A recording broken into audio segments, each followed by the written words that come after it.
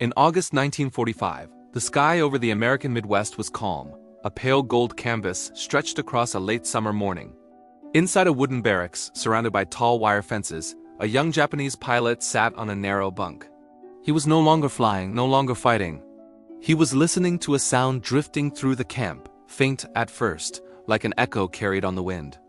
It was the rhythmic clatter of a metal spoon tapping gently against a tin lunch plate. A simple sound, but one that felt impossibly foreign to a man trained to die rather than surrender. What happened next would shake the very core of his understanding of the enemy and plant the seeds of an unexpected transformation. Many Japanese aviators captured near the end of the war had been told since boyhood that Americans were monsters. They were taught that surrender was the ultimate shame and capture was a fate worse than death. They grew up believing their enemies were barbaric, merciless, eager to kill any soldier who fell into their hands. Yet as the war ended and these pilots were moved into prisoner-of-war facilities across the United States, they discovered something that defied every single one of their expectations. And the truth of it all began with that one simple sound, the metallic tap of a spoon, representing not only nourishment, but a kind of humanity they had never imagined. To understand the weight of this moment, we have to return to the world these pilots came from. The Imperial Japanese military was built on the steel pillars of obedience, sacrifice, and unquestioning duty to the emperor. From flight schools in Kyushu to naval bases in Yokosuka, pilots were molded to believe that a warrior's death was the highest honor. Their training was brutal, emphasizing extreme endurance, long marches without food, survival exercises testing who could go the longest without rest, and relentless indoctrination about the supposed cruelty of America's way of life. According to wartime documents from Japan's Ministry of Information, young pilots were repeatedly shown propaganda portraying Americans as soulless machines, driven only by selfish individualism. They were told that capture meant certain torture. They were told that civilians in the United States despised them and would show no mercy. And so, when the first pilots began arriving in American camps in 1944 and 1945, their fear wasn't an act. It was the accumulated weight of years of carefully constructed propaganda. They arrived expecting the worst. But what they encountered was profoundly, shockingly different. Historical records from places like Camp McCoy in Wisconsin and Camp Atterbury in Indiana describe an unusual reality. The American guards, many of them no older than the pilots themselves, treated the prisoners with a surprising procedural fairness. Food rations were modest but consistent. Medical care was reliable. And most surprisingly, in several documented cases, local civilians, farmers, shopkeepers, and factory workers met the prisoners not with hatred, but with a calm, almost disarming respect. One report from the U.S. War Department notes that Japanese airmen assigned to work details in the Midwest were given lunches prepared by civilian volunteers. These weren't just scraps thrown together.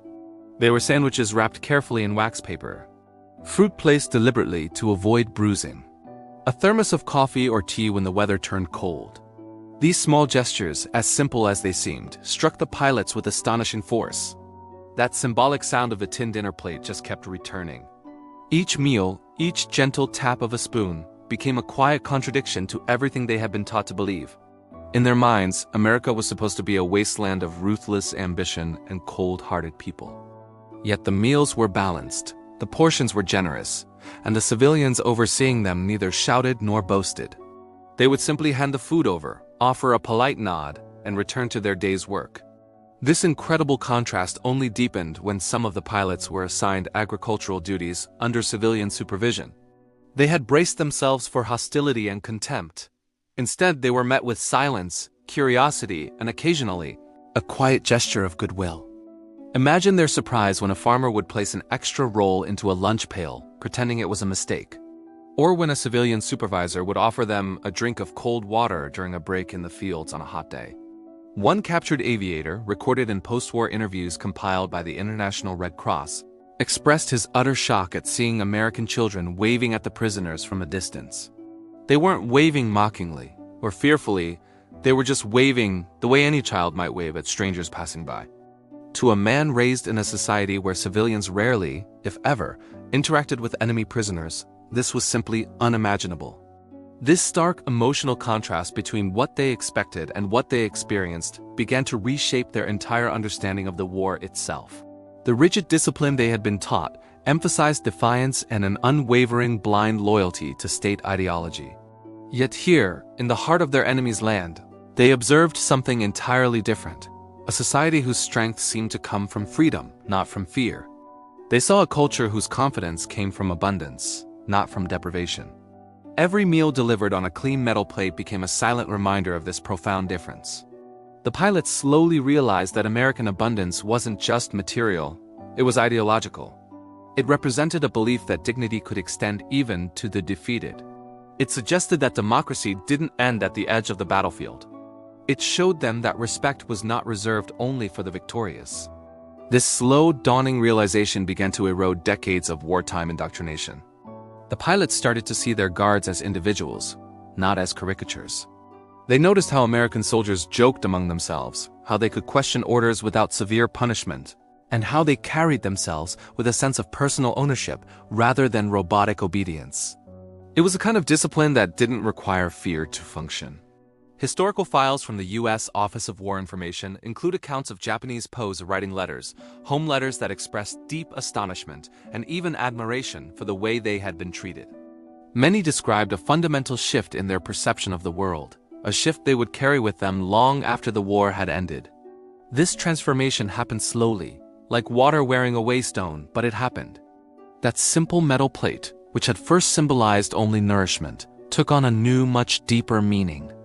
It came to represent a worldview built not on domination, but on a radical belief that humanity could exist even in the midst of war.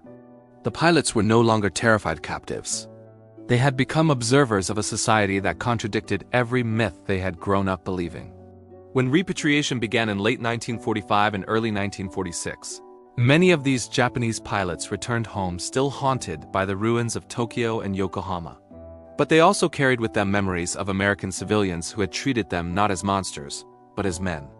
Some would later write in their memoirs that this experience left them questioning their own government, their military training, and the rigid ideology that had demanded their total sacrifice. And in the years that followed, as Japan began to rebuild itself as a democratic nation allied with the United States, the seeds of that great transformation, quiet, humble, and barely noticeable at the time, could be traced back to simple moments like these. A spoon tapping against a tin plate in a distant camp. A farmer offering clean water on a hot afternoon. A child waving with innocent curiosity from across a field. In the end, those American civilians may not have known the profound impact of their small gestures. But those gestures carried across oceans, across cultures, and across the decades. The war was built on destruction. But some of its most powerful lessons were found in these small, unexpected moments of kindness. And so the pilot, years later, would remember not the roar of engines or the fear of capture, but the soft, metallic echo of a spoon against a plate. It was proof that even in the darkest chapters of history, humanity can break through the smoke of war. It reminds us that respect can be stronger than propaganda and that compassion can be more enduring than fear. Thank you so much for watching. If this story moved you, please consider liking the video and subscribing to our channel for more stories that reveal the hidden side of history. We'll see you next time.